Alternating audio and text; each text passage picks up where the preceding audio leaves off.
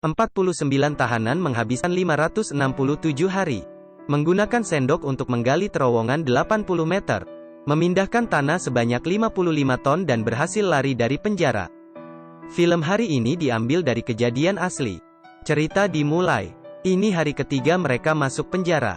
Leon dan dua temannya berencana untuk mencari cara keluar, menggali terowongan. Tetapi jarak dari sel penjara sampai keluar ada 75 meter. Di sekitar tembok, berdiri banyak polisi yang bersenjata. Bukan hanya begitu, kata Leon, terowongan yang begitu panjang, setidaknya memerlukan tanah sekitar 60 ton.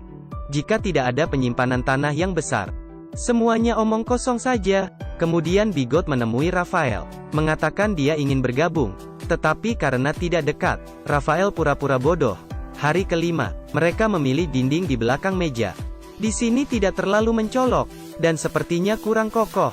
Pertama mereka perlu membuat pintu sekitar 70 cm, yang terbuat dari lumpur, agar tidak ketahuan, tetapi mereka tidak ada peralatan, juga tidak ada bahan. Kemudian seorang temannya, mengeluarkan obeng dari sebuah gitar. Mereka langsung memutuskan, mulai dari atap sel sebelah, membuat lubang dinding yang besarnya sama. Padahal sudah terbuka sedikit, seluruhnya malah roboh. Mereka terkejut. Leon coba untuk memeriksa ke atas. Membuatnya terkejut. Ternyata di sini adalah lantai teratas penjara. Sudah tidak perlu memikirkan tempat penyimpanan tanah lagi.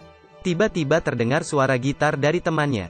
Ini adalah kode pemeriksaan para penjaga penjara. Leon langsung mencampur kapur dengan telur. Seperti membuat adonan. Membentuk persegi dan menutupinya dengan poster wanita cantik. Baru saja siap membersihkannya, petugas penjara masuk ke dalam. Kemudian mereka membuat lumpur untuk menutup lubang. Hari ke-34. Rencana penggalian terowongan dimulai. Dikarenakan tempatnya terbatas, mereka hanya bisa gantian menggali.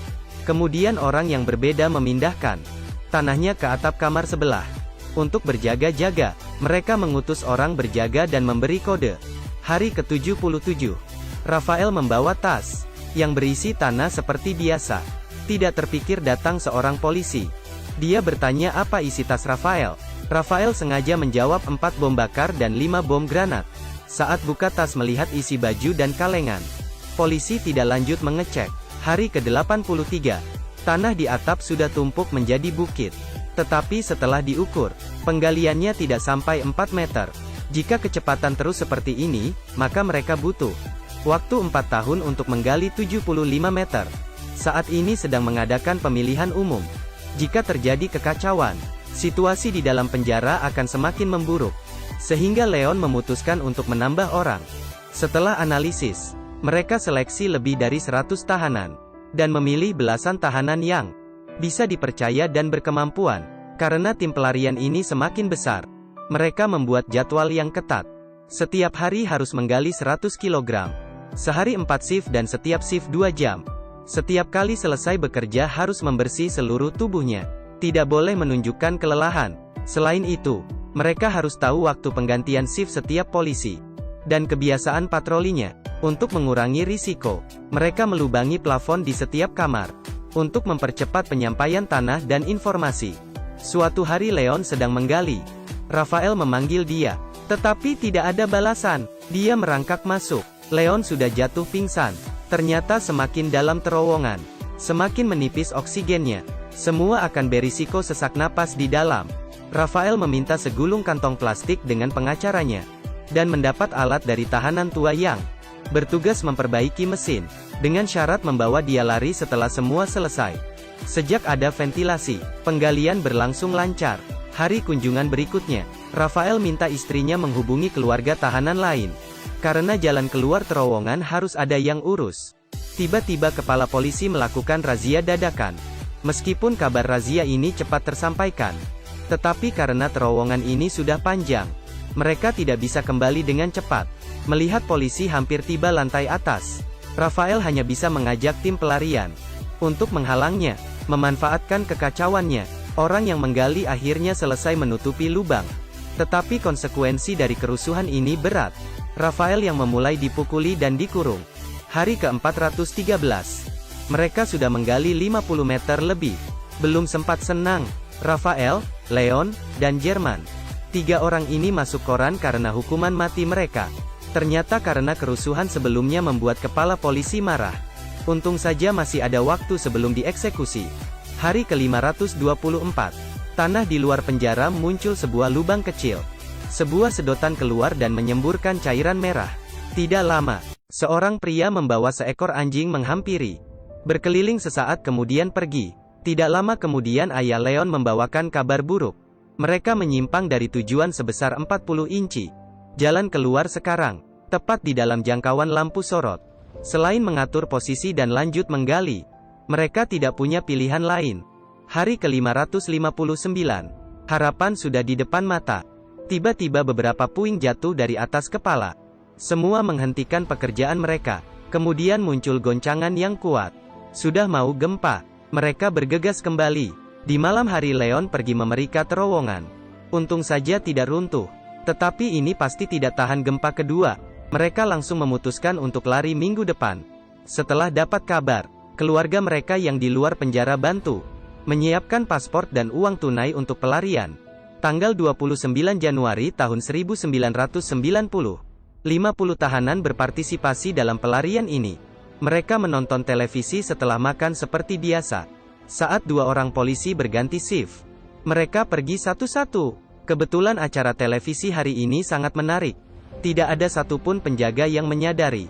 Mereka berkumpul di depan terowongan dengan cepat, dan merangkak masuk satu persatu. George inisiatif melakukan pengecekan daftar nama dan penutupan. Rafael memimpin semua orang pelan-pelan merangkak. Tiba di jalan keluar menunggu penjemputan. Dan mereka bertemu di terowongan. Di bawah cahaya yang samar. Menjadi jalan harapan untuk mendapat kebebasan. Dan orang yang menjemput di luar sudah menemukan jalan keluar terowongan. Dengan jatuhnya tanah, akhirnya membuka semua jalan. Tidak sempat berpikir banyak, Rafael memanjat ke atas. Orang yang di luar berkata, ada bas merah yang terletak di atas jembatan seberang. Dia akan menunggu selama 5 menit. Teman tahanan bergiliran memanjat ke atas dan bersembunyi di dekat tembok. Karena hanya di sini adalah zona aman dari lampu sorot. Saat ini Bigot sadar bahwa semua orang menghilang dan tergesa-gesa ke sel, dan George sedang berencana masuk ke terowongan. Tetapi Bigot tidak ingin ikut melarikan diri, tetapi malah ingin melapor. Ternyata polisi penjara demi menyuruh Bigot menjadi mata-mata menangkap keluarganya. Keduanya berkelahi. Di sisi lain Leon melihat sudah tidak ada yang keluar dari lubang dan mulai berpindah ke bas. Saat ini Jerman menyadari bahwa George belum keluar, berencana pergi menjemputnya. Tetapi George yang di sel penjara sedang berusaha walaupun terluka. Sayangnya acara televisi baru saja selesai. Polisi dan tahanan mulai bubar. Melihat waktunya sudah pas, seorang pria memberitahu tahanan lain soal terowongan. Saat ini seluruh penjara menjadi ribut. Semuanya langsung berlari menuju terowongan. Polisi yang bertugas tidak berani mencegah. Dan orang yang berada di bas belum tahu kejadian di dalam penjara. Setelah 5 menit, George dan Jerman masih belum kembali. Semua orang akan dalam bahaya jika masih menunggu. Busnya mulai berjalan pelan. Saat ini terlihat bayangan yang sedang berlari mulai muncul di dalam kegelapan. Itu adalah Jerman. Sayangnya dia tidak menemukan George. Tidak tahu lewat berapa lama, polisi akhirnya sampai. Malam itu ada 49 tahanan yang melarikan diri. Ternyata, mereka bukan penjahat yang paling kejam, tetapi di bawah kediktatoran sekelompok pemberontak yang menganjurkan demokrasi dan kebebasan. Pelarian selama 18 bulan ini menjadi sejarah kejahatan di Chili. Pelarian diri terbesar di penjara dan menggemparkan seluruh masyarakat. Setelah 17 tahun, tahanan lain di penjara dibebaskan. Pelarian yang mengejutkan ini akhirnya ditutup dengan sempurna.